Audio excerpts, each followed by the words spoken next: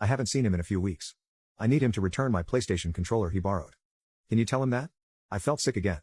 I didn't want to draw attention to my son, so I decided not to mention the stories my son had been telling me. I just smiled and assured him I would let my son know. I paid for my items and left quickly. I drove to Kaylee's house and gave her the supplies, but I was at a loss for words. She was carefree, laughing and smiling. She asked me about my son's whereabouts. I couldn't bring myself to lie to her. So, I answered honestly, I don't know. I didn't know where he was or who he was with. I suggested she call him and ask.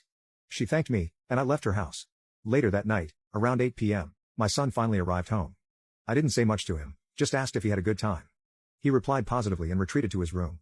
I knew I had to tell Kaylee what had happened, so I retreated to my room and called her. I relayed to her what Mike had told me and how late my son had come home. She revealed that he had claimed to have been home hours ago, but said he was too tired to visit. I could tell she was crying. I asked her if she wanted me to come over.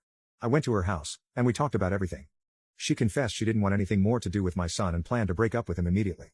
I assured her that she could do so, and if she wished, she could be honest and say I had told her. After comforting her for a few hours, she asked if she could still reach out to me even if she wasn't with my son. I agreed, though honestly, I was hesitant. I loved her, but the situation felt strange. Nevertheless, I would still be there to support her. A few days later, my son approached me, tears in his eyes. Kaylee had ended things with him, and she hadn't given him a reason. Of course, I comforted him. He told me she needed time to think and would tell him why when she was ready. For the moment, she was apparently at a loss for words. I was too, so I couldn't blame her. He wept for hours, in his room and in my arms. Despite his actions, despite what I had done, I comforted him. I wanted to reveal the truth to him, and I felt guilty that he was in the dark.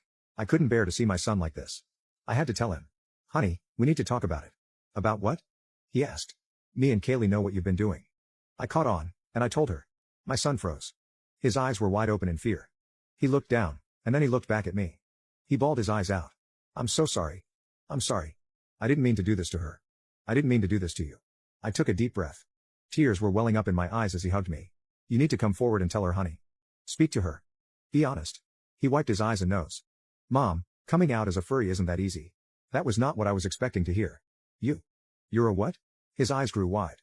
He howled in embarrassment as he buried his face in a pillow. I thought you knew. You said you knew. I knew something was up, but I didn't.